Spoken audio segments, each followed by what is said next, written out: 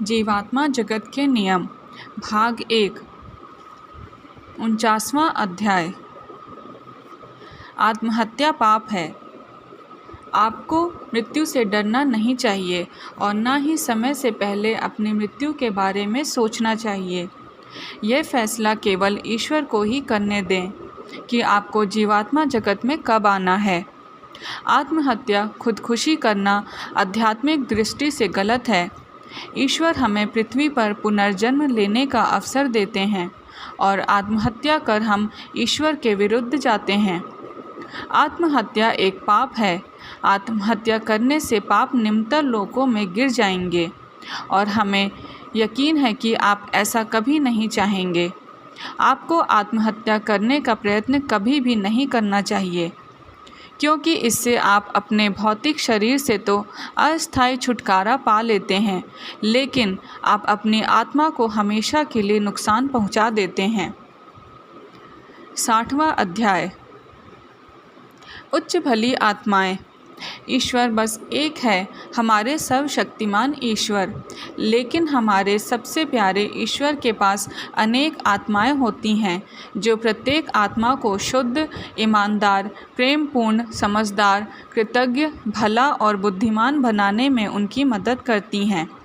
ईश्वर के ये सहायक हम सब की तरह मनुष्य ही थे और वे उन्हीं परिस्थितियों से होकर गुजरे हैं जिनका पृथ्वी के लोग और हम जीवात्माएं अनुभव कर रही हैं। उन्होंने सैकड़ों बार पुनर्जन्म लिया है और कई बार ऊपर नीचे आने जाने के बाद वे इस स्तर तक पहुंच पाए हैं। ईश्वर के इन सहायकों को श्री उच्च भली आत्माओं के नाम से जाना जाता है और इन सब में सबसे ऊपर श्री सर्वोच्च भली आत्मा होते हैं। उच्चतर स्तरों पर हम उन्हें अक्सर देखते हैं, लेकिन चौथे और उससे नीचे के लोकों में वे कभी कभार ही दिखाई पड़ते हैं, क्योंकि वे यहाँ अदृश्य रहना पसंद करते हैं ताकि उनका काम आसान हो। बुरी और दुष्ट आत्माओं को अच्छे बुरे का ज्ञान कराते हुए और यह बताते हुए कि किस प्रकार कम मुश्किल रास्ते से जल्द कर्मों का हिसाब चुकता किया जाए या किस प्रकार जल्द से जल्द उच्चतर लोकों में पहुंचा जाए, वे उन आत्माओं को सुधारने के अपने कार्य में भरपूर सफलता प्राप्त करते हैं। जब भी वे हमारे करीब होते हैं तब हम बहुत खुश और प्रफुल्लित महसूस करते हैं। यदि हमें किसी मदद की ज़रूरत होती है तो वे तुरंत हमारी मदद करते हैं। ज्यों ही कोई आत्मा, चाहे वह प्रथम लोक की है क्यों न हो, यदि मदद के लिए पुकारती है तो ये उच्च भली आत्माएं कुछ ही क्षणों में वहां पहुंच जाती हैं। पृथ्वी पर भी यदि कोई आत्मा सच्चे मन और ईमानदारी से मदद के लिए पुकारे तो तुरंत उनकी मदद की जाती है। यह मायने नहीं रखता कि वह आत्मा प्रथम लोक में है, पृथ्वी पर है या फिर उच्च स्तर पर। सच्चे मन से निकली हुई मदद की पुकार को अवश्य प्रत्युत्तर प्राप्त होता है। अपने पृथ्वी की उन आत्माओं के बारे में ज़रूर सुना होगा जिन्होंने ईश्वर से मदद के लिए गुहार लगाई और एक चमत्कार हुआ। आपने भी कभी किसी मुश्किल घड़ी में मदद के लिए आवाज़ लगाई होगी और किसी अनजाने तरीके से आपकी मदद हुई होगी, जिसे आप चमत्कार कहेंगे। जीवात्मा जगत के आपके प्रियजन भी आपकी कई बार मदद करते हैं। आपको इस बात पर निश्चिंत रहना चाहिए कि जीवात्मा जगत के आपके प्रियजन आपका बहुत ख्याल रखते हैं। हमेशा याद रखिए कि सच्चा प्यार कभी नहीं मरता, पृथ्वी पर मनुष्य की मृत्यु हो जाने के बाद भी नहीं। प्रेम मृत्यु से बड़ा होता है।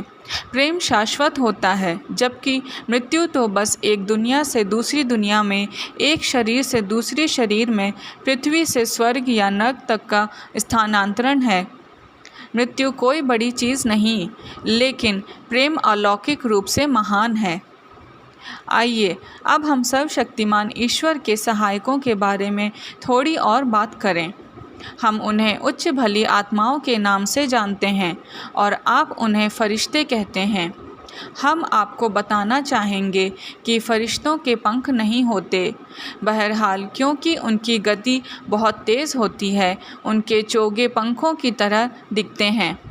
जिस तरह वे मनुष्य का रूप धारण करने में समर्थ हैं, उसी तरह वे अविश्वासियों को प्रवाहित करने के लिए पंखों का निर्माण कर लेते हैं।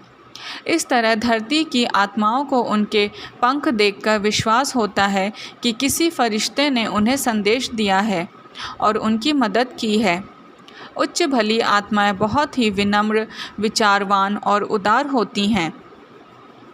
कुछ खास परिस्थितियों में वे सर्वशक्तिमान ईश्वर के कुछ नियमों में भी छूट दिलवाते हैं। इसके लिए वे पहले श्री सर्वोच्च भली आत्मा से निवेदन करते हैं ताकि वे इसके लिए पुनः सर्वशक्तिमान ईश्वर से विनती करें। आपात परिस्थितियों में यह अनुमति कुछ ही क्षणों या मिनटों में प्राप्त होती है। यदि बहुत आपात स्थिति नहीं है तो इसमें कुछ घंटे या अधिक से अधिक कुछ दिन लग सकते हैं। जब कभी भी हम कुछ ऐसा चाहते हैं जिसकी सामान्य स्थितियों में अनुमति नहीं होती, तो हम अपने लोक के प्रमुख से विनती करते हैं।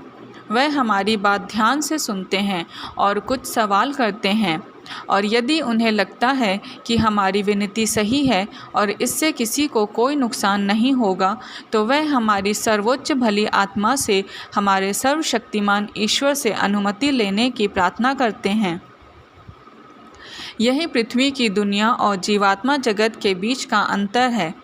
हमारे लोगों के शासक इतने विनम्र, उदार और विचारवान होते हैं कि हम हमेशा उनके साथ बेझिझक बात करने के लिए स्वतंत्र महसूस करते हैं। वे इतने ईमानदार, भले और प्यारे होते हैं कि हमें उनका भय कभी महसूस नहीं होता। वे इतने निस्वार्थ होते हैं कि हमें उन पर पूरा विश्वास होता है। वे प्रेम पूर्वक और विनम्र तरीके से हमें समझाते हैं कि कुछ चीज़ें गलत हैं और यह भी कि वे गलत क्यों हैं। वे कभी भी हमारी विनतियों को कठोरतापूर्वक खारिज नहीं करते। यदि उन्हें लगता है कि वह गलत है तो वे हमें समझाते हैं और हमें यह समझने में मदद करते हैं कि यह क्यों संभव नहीं है। वे बहुत ही विवेकशील और दयालु होते हैं। हम उन पर पूरी तरह विश्वास करते हैं और उनका सम्मान करते हैं। उनके आदेशों को हम खुशी खुशी मानते हैं, क्योंकि हम जानते हैं कि वे हमें कभी गलत मार्ग पर नहीं जाने देंगे।